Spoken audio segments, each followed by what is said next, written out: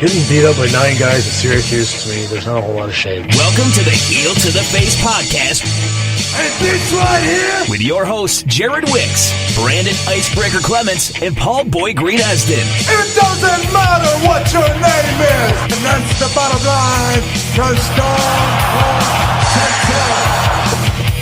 I have received an email.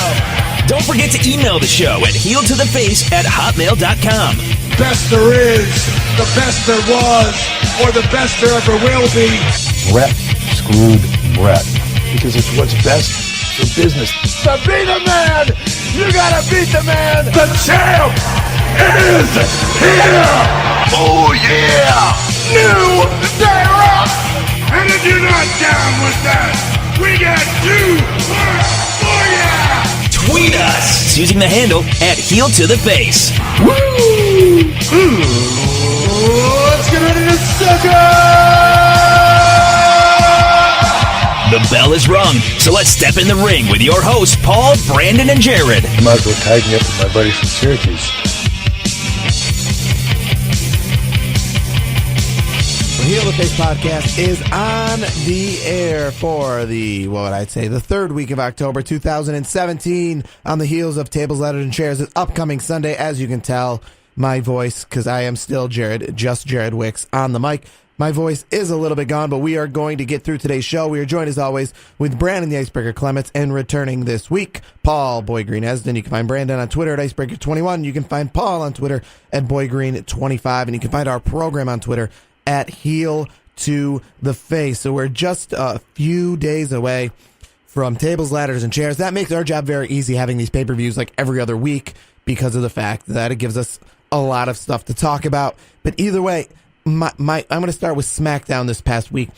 SmackDown was not a go-home show. SmackDown was not the SmackDown before a pay-per-view, but yet it still was not that good. What's the problem there, Brandon? It was an awful show to begin with. I mean, yes, it wasn't the go-home show before the pay-per-view. It was just not a great show. I thought it was, Sin Cara and Baron Corbin, what the hell was that, first off? What are they trying to do with Sin Cara? Are they trying to give Kalisto and Sin Cara both singles championships on opposite shows? And it's not it's not going to happen. Baron Corbin's not going to lose to Sin Cara. He's going to lose to some other competitor. It could be like, I don't know, maybe an AJ Styles again. Maybe they'll start that back up. At this point, Sin Cara is not in that picture. They should just why don't you just bring him over to the cruiserweights and have him go against Kalisto. That's where we're probably headed at this point. It's the only thing that makes sense. Baron Corbin should be fighting other competitors that are I would say worthy opponents. I don't think Sin Cara's on that level.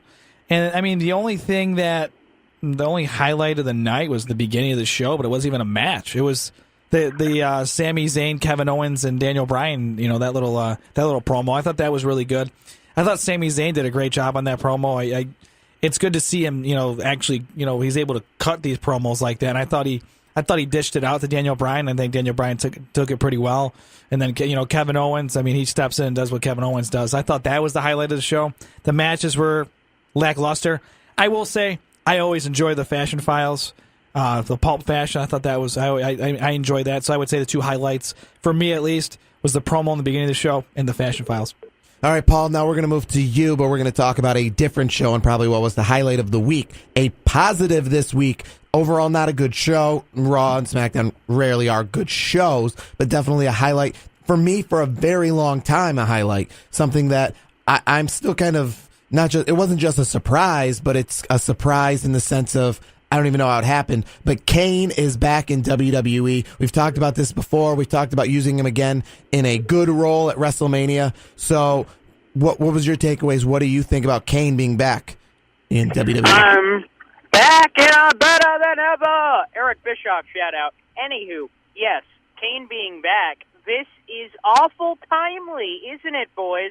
We talked about a potential opponent for the Big Show at WrestleMania, and Kane apparently jumps out, and now he's available.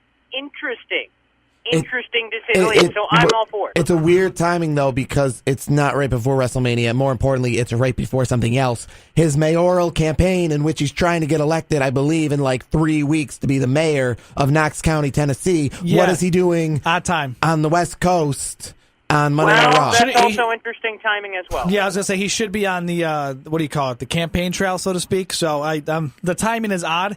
Here's my take, and Paul, I have to take it a different route. Now, I mean, I read some rumors online. Of course, obviously the rumors, nothing substantiated. But could this possibly lead to? And I know it's beating the taking Old Yeller out back, so to speak.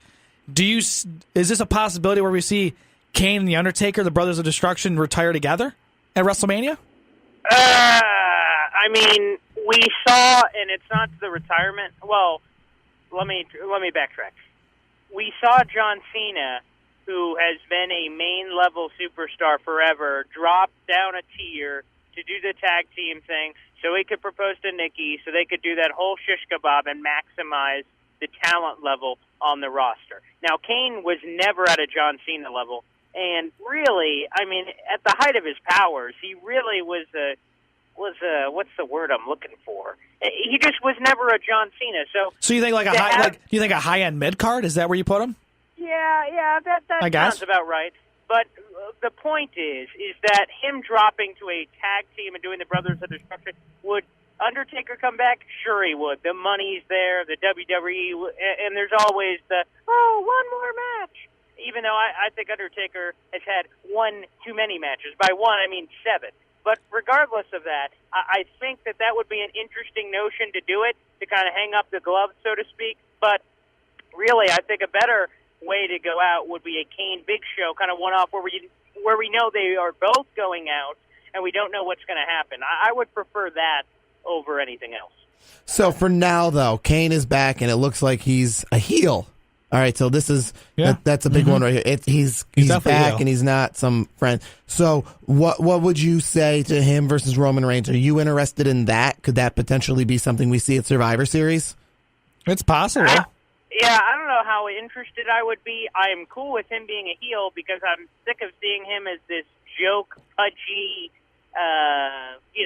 hero to people, because he's never really been that. When he embraces his true red demons, at the fruit, or at the, I don't know why fruit came up, but anywho, but at his core, Kane is a evil bad guy, and that's what we embrace. He's supposed to scare the shit out of us. One blue eye, one brown eye, all this crazy crap. This is you look at this guy in the ring and out of the ring. This guy is a freak show. He looks like a weirdo. So you got to embrace all of those factors.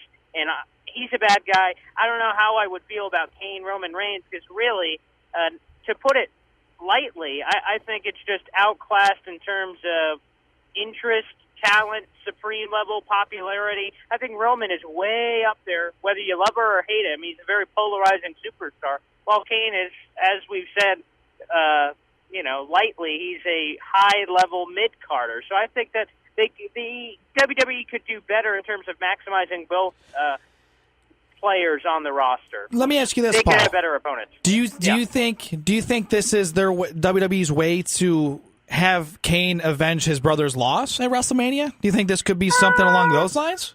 That would be, I guess, the storyline. That would be it, if that's what you're trying to feed me, is that would make sense, kind of thing. But then how much more in terms of gain for Roman Reigns and everybody? It's not going to help Roman. That's what I'm saying. It's so not going to help he takes out one Brother of Destruction. That would be the selling point after the fact. I've taken out now both Brothers of Destruction, this, that. That would be the sell job, I guess, from that standpoint. See, this is the problem, though, I have. That sounds better This than is the problem I have. You were just saying about Kane coming back and using his brother. That's been this problem all along. Kane is good. I want to see Kane be used as Kane. Has been his problem his whole career. He's been in the shadows of The Undertaker. And I think if he goes out, obviously with the Roman Reigns thing, it'd be a little bit different, but at WrestleMania, I want to see him go out on his own. I want to see Kane be Kane. It's something that I don't want to see him tag up with The Undertaker. Well, I don't even want to see him face The Undertaker. You don't want to see him face him? Why? Why not? First, we've seen that a bunch. Yeah, but why not? Because we've seen it a bunch. I think it'd be a good way to retire both of them. I think it's a classic way, and have Undertaker win.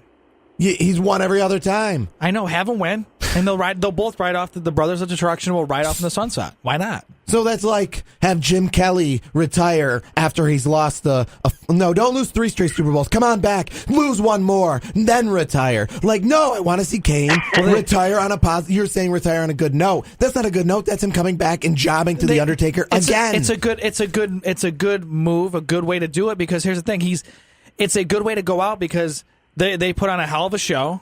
And then they close the gate, so to speak. That's to me, win or lose. If they put on a hell of a match, who cares who wins or loses? But my thing is, Kane, that is what he has always been. He's always been in the shadows of the Undertaker. I want to see Kane go out like his last hurrah. We don't want to see Big Show go out like against some sumo match or something dumb, like how he's always been. We want to see what Big Show his WrestleMania moment. I want to see Kane get his WrestleMania moment. I understand he's been in lots of matches with the Undertaker, and those are very big deals. But I want to see him get his WrestleMania moment, so not their WrestleMania moment. So you want to see him with Big Show then?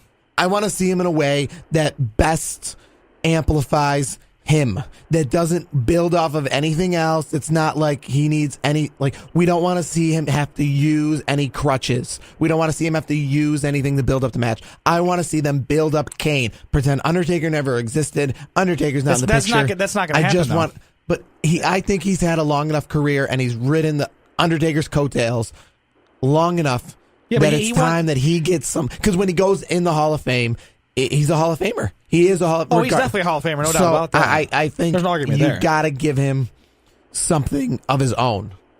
You got to give him his chance to stand out. He's had his championship runs without the Undertaker, technically. What are these championship runs? His 1-2 night deals? I mean, his but still, he's winning the championship. It's the 98 King of the Ring and losing it the next night on Raw. I want to say he won it on a pay-per-view. What he beat, he won that ECW title in a squash match at WrestleMania, then lost it. Are you the saying he next was overshadowed by Daniel Bryan too? Then in the tag match, or in the tag with the tag titles, I thought it was pretty. They played off each other very well. I thought they're both entertaining. Yes, because again, that still wasn't using Kane. Daniel Bryan then went on and had some great singles moments. And he probably still would if it wasn't for injury. Kane was WWE Medical will say that. Yeah, but okay. that wasn't Guys, Kane by himself. What's the highlight of Kane's career? What is the best Heisman moment of Kane's career? I would say the Royal Rumble, where he eliminated all those guys. But they still didn't let him win. Yeah, but he still, before Roman Reigns, took the most, guys over the top. He's the Dan Marino. Okay. Let him get his ring. He's not going to. He's going to get a ring. It's the Hall of Fame ring. But I mean, let him have a WrestleMania moment. That's a Super Bowl ring. So let him get his ring. Enough of his he's got a moment. He had 400 passing yards in that exhibition game. He's got the most Royal Rumble eliminations. He's never won it. He's never I'm not saying you even need to make a main event WrestleMania, but give him something that's not. And he's been here forever. You think Big Show's the way to go? I think it's the way to go if you build it up good. But here's the problem: how are you going to build it up? Because Big Show's injury is pretty severe. I mean, if Big Show comes back around Royal Rumble time and you build it up and you build it as a singles match, that's cutting it close because his injury wasn't something. Then maybe that's not. But what I'm thinking of with Kane's return here is doing something like the Undertaker idea. I don't really like the Undertaker idea. The Roman Reigns thing, that's fine if it's a Survivor Series angle, but I don't want it to be an angle. Again, I don't want his last angle in WWE to have something to do with the Undertaker. With he couldn't avenge the Undertaker. Be it Kane. I think that's where they're going, though. Well, I mean, that's what WWE Creative does. They do these things, whether we like it or not. They're more than likely that's what's gonna happen. I mean, Jinder Mahal. I've been saying that for a long time. You guys were not on that train. He wasn't going to keep the title that long. And oh my God. Is your wrist okay, Brandon? Because I feel like you've been patting yourself on the back a little too much. Absolutely, my wrist is solid. Thank you very much. This past week, they definitely did milk the fact that he went to India.